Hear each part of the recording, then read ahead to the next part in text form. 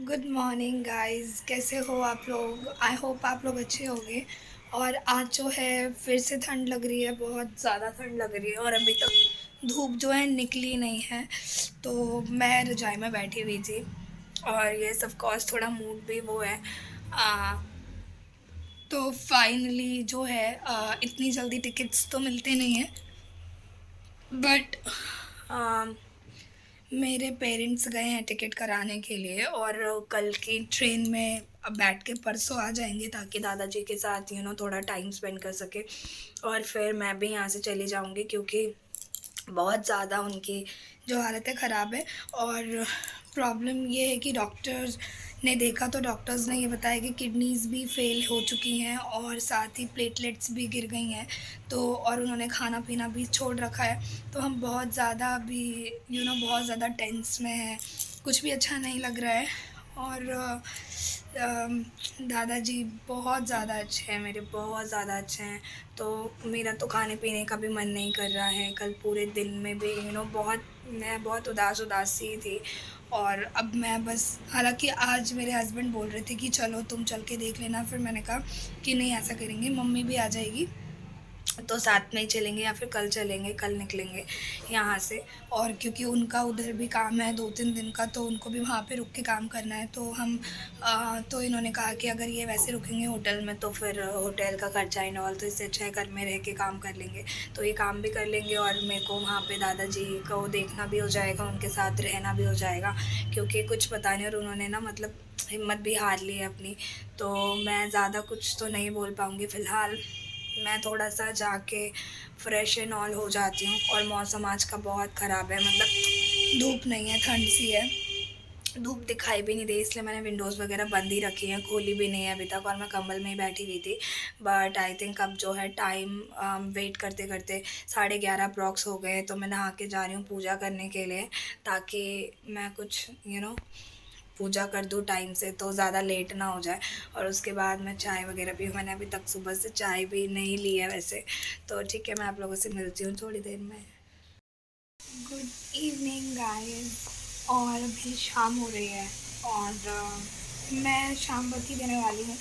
और मैंने चाय गैस पे रखी है, तो मैंने कहा चलो चाय ही पी लेते हैं, क्योंकि पता नहीं भूख लग ही नहीं रही है, खाना बिल्कुल ही आज मेरे को 3 डेज़ हो गए हैं कि मैं दिन भर में कुछ भी नहीं खा रही हूँ। पता नहीं क्या क्यों ऐसा, मुझे नहीं समझ में आ रहा है। दिन भर में मैं कुछ भी नहीं खा रही हूँ, सिर्फ एक कप चाय पे ही पूरा दिन मेरा निकल जाता है और ज़रा सा भी कुछ खाने का मन नहीं करता और भूख भी नहीं लग रही है। ऐसा कि चलो भूख लगे तो मैं खाने के लिए चली जाऊँ, बट भूख भी नहीं लग रही है, पता नहीं क्यों ऐसा हो रहा है।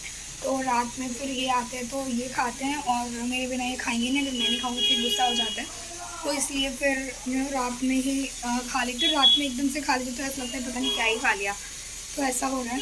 तो मेरी बन रही है चाय और गैस पे मैंने कुकर, क्योंकि मैंने आलू वालू उबलने के लिए रखे हैं इसमें। और सब्ज़ी मैंने इनसे पूछा क्या खाएंगे, तो इन्होंने जो बोला मैं वही बना रही हूँ इनके लिए। और देखो इनको शायद आने में लेट लगे।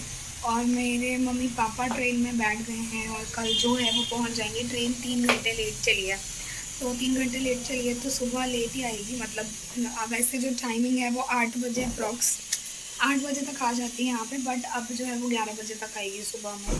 तो लेट हो गया।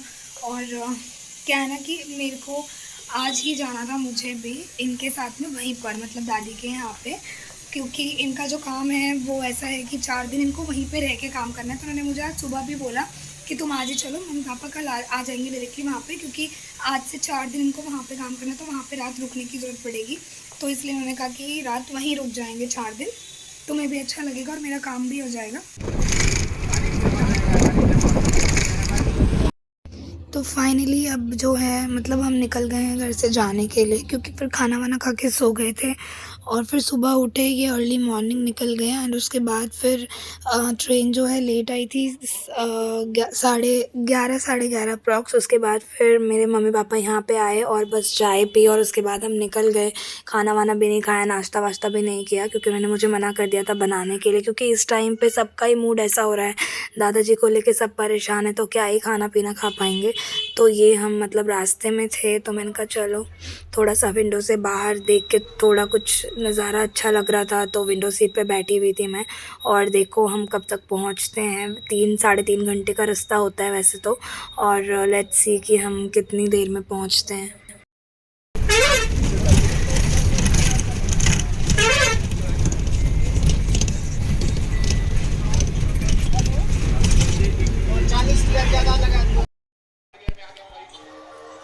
मेरे पास पैसे। मोदी जी ये क्या हमारे गांव में इतनी बड़ी मशीन? अरे ओ भाई जरा हमें भी बैठा के घुमा दो। कौन है दुकान का मालिक? का छुपा है? दुकान का मालिक? अरे भैया मैं दुकान का मालिक तो इधर है। तू दुकान का मालिक? तो फाइनली पहुंचने के बाद थोड़ी देर इधर उधर बैठे, दादाजी के पास बैठे बहुत देर तक। फिर उसके बाद जो है अब खाना वाना खा के, क्योंकि लेट हो गया था तो ये भी आ चुके हैं ऑफिस से अब तक। और अब जो है खाना वाना खा के ये थोड़ा सा अपना काम कर रहे हैं, ऑफिस का ही जो भी काम है। उसके बाद फिर हम सो जाएंगे।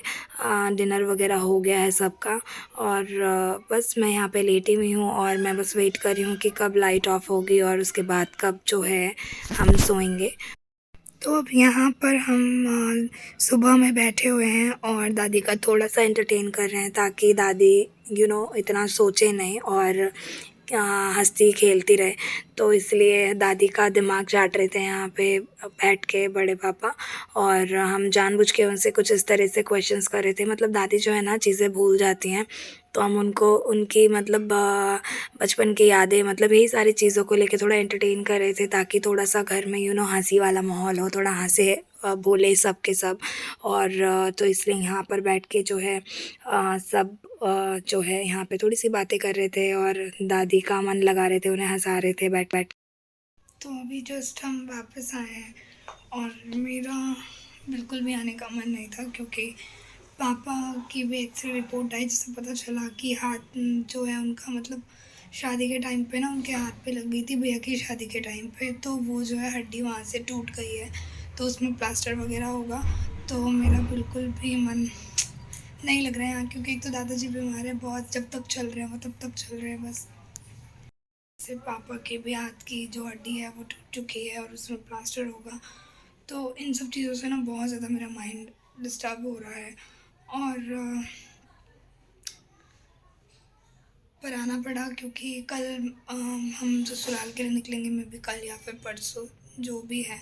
तो खाना जो है वहीं से पैक करके दे दिया है, तो मैं अभी खाना नहीं बनाऊंगी क्योंकि खाना वहाँ से फ़िश और रोटी, मतलब मछली और रोटी वहाँ से बना के दे दी है।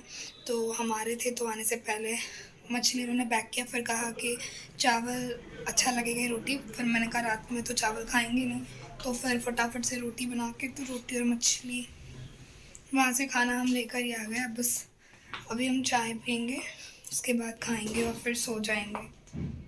मैं मिलती हूँ आप लोगों से कल। फाइनली मैंने चेंज कर लिया है और चेंज करके अब बैठी हुई हूँ।